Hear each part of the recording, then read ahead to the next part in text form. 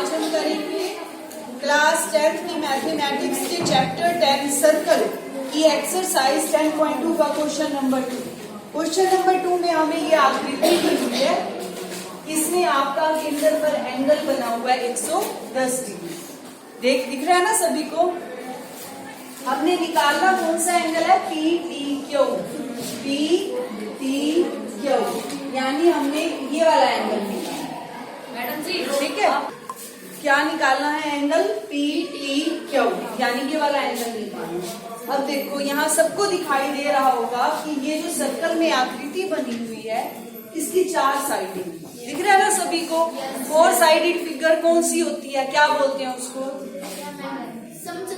चतुर्भुज। सम नहीं, सम। 4 sided figure, जिस ऐसी आकृति जिसकी 4 भुजाएं हो, बंद आकृति जिसकी 4 भुजाएं हो, वो कौन सी आकृति होती है, चतुर्भुज। 4 भुजाएं यानी चतुर्भुज। लेकिन ये समान तो नहीं दिखाई दे रही, तो सम चतुर्भुज नहीं कह सकते आप, ठीक है। कैसी है ये, चतुर्भुज। अब एक बात और होती है, चतुर्भुज के चारों कोणों का योग कितना होता है, 360। ठीक है। अब मुझे एक एंगल पता है, अगर मेरे को बाकी 2 भी पता लग जाए तो मैं ये निकाल सकती हूँ एंगल, ठीक है। अब इन दोनों को देखो ध्यान से, ये क्या है, ओ क्यू और ओ पी। Very good. क्या है ये, त्रिज्या। केंद्र से लेकर वृत्त तक की दूरी क्या होती है, त्रिज्या।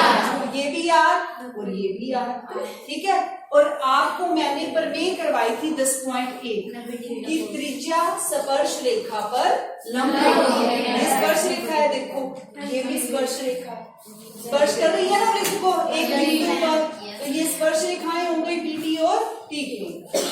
अब आपने क्या लिखना है, पीटी तथा टीक्यू स्पर्श रेखाएं, स्पर्श रेखाएं हैं, तथा ओपी ओक्यू क्या है, त्रिज्याएं हैं। प्रमेय 10.1 से त्रिज्या स्पर्श रेखा पर लंब होती है। त्रिज्या स्पर्श रेखा पर लंब होती है, लंब होती है ना त्रिज्या। Yes ma'am. रोक दो रुबीना। त्रिज्या स्पर्श रेखा पर लंब होती है, तो एंगल जो है देखो, ये वाली रेखा इस पर लंब है तो ये वाला एंगल 90। ये वाली रेखा इस पर लंब है तो ये वाला एंगल 90। तो एंगल ओपीटी, एंगल ओपीटी और एंगल ओक्यूपी दोनों कितने के हैं, 90। अब आप ये कहोगे हम जानते हैं कि चतुर्भुज के चारों कोणों का योग 360 डिग्री होता है, इसीलिए angle O P T, OTP लिखा है ना मैंने, नहीं ओटीपी नहीं आएगा, ओपीटी आएगा। ओपीटी, ओपीटी यानी पी वाला एंगल, ये वाला जो बीच में होता है ना उस वहां पर होता है एंगल।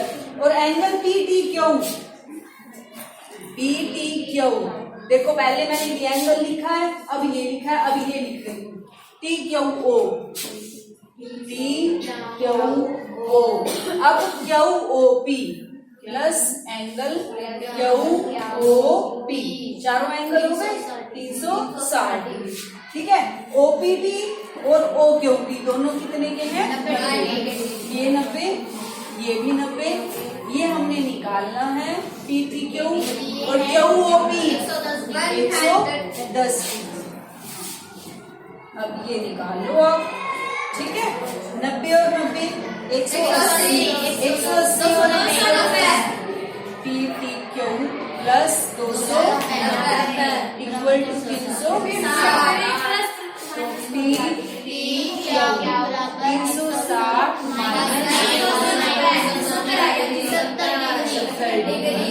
ठीक है, हो गया ये सब।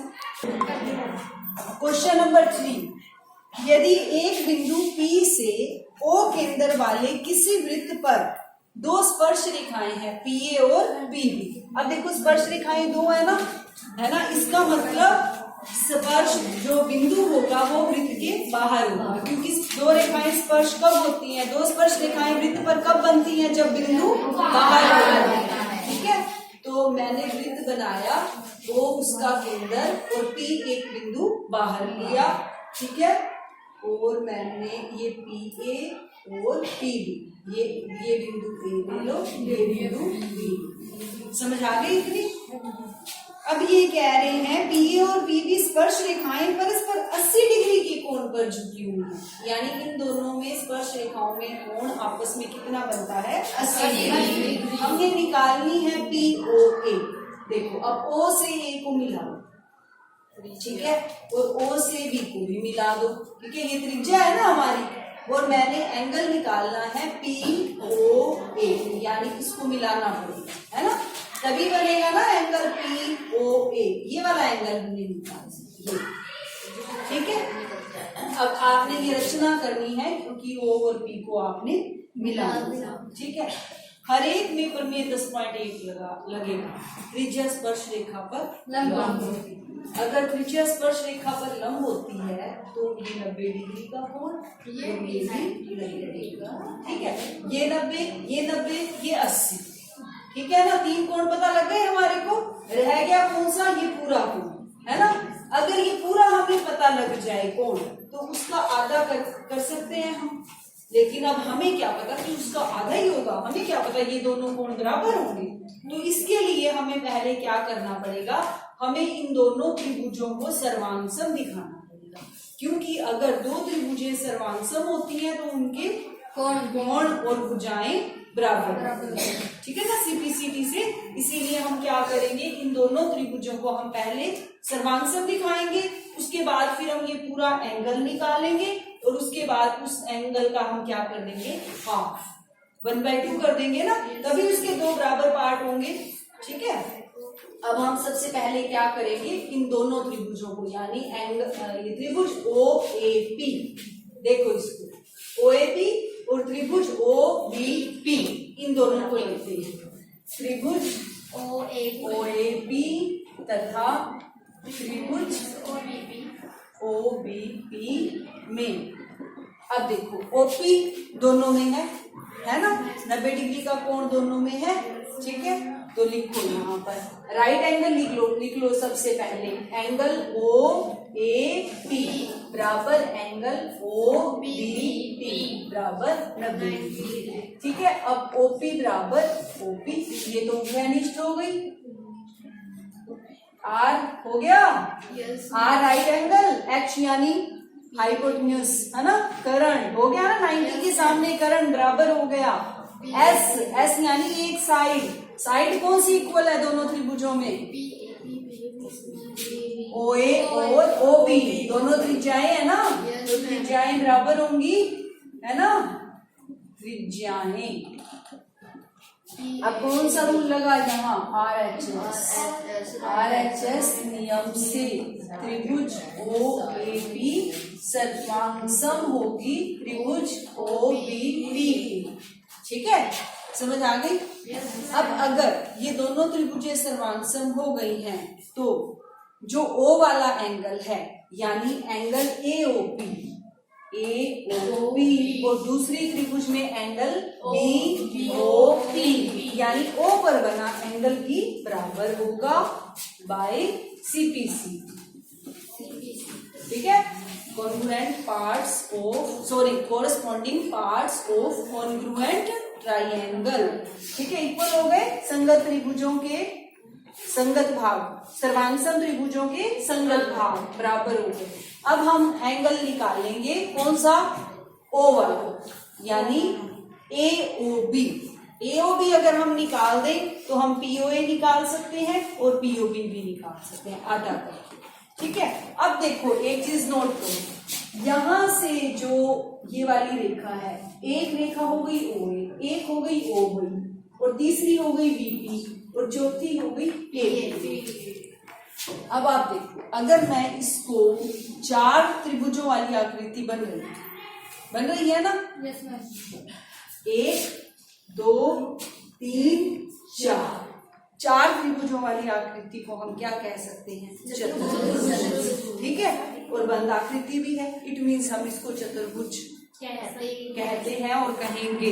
ठीक है, इसका मतलब मैं एंगल कौन सा AOB निकाल सकती हूँ चतुर्भुज वाले नियम से कि चतुर्भुज के चारों कोणों का योग 360 डिग्री होता है।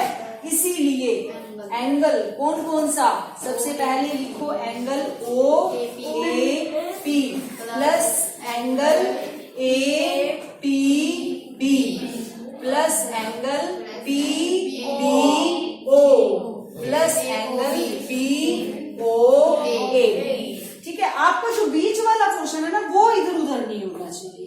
A बीच में है तो इसका मतलब एंगल A पर है। O और B को आप उल्टा पुल्टा लिख सकते हो, OAP को आप PAO भी लिख सकते हो। ठीक है ना, बीच वाला नहीं मिलना चाहिए क्योंकि एंगल हमारा उस पर। अब OAP कितना है? OAP 90 डिग्री है ना, और APB कितना है? APB हमने निकाला ना 90 नहीं 80 था ना ये, और PBO 90 और BOA हमने निकाला, ये किसके इक्वल था? 360। अब BOA बराबर 360। जोड़ो इनको, 90 180 और 80